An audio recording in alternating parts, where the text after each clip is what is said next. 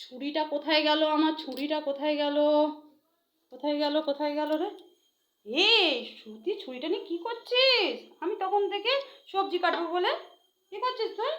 এই যে ডাব কাটছি, ডাবে অনেক জল হবে, তারপরে গামলা ভরে জল হবে, তারপরে এটা আমি জল খাবো আর চান করবো। বাবা, এই একটা ডাবে গামলা ভরে জল হবে আর তুই তাতে চান করবি, আবার সেই জল খাবি?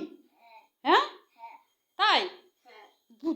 ভারী পচা পচা কথা। এই ডাবের জল, ডাবটা কত দামি জানিস? খা শুধু, এতে কোনো জল হবে না চান করার মতন। তোকে আমি এমনি জলেই চান করাবো।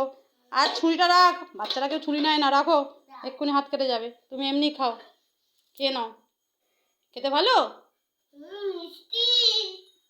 ডাবের জলে কেউ, এত ডাব নাকি গামলা ভরে জল হবে? দুষ্টু। আরে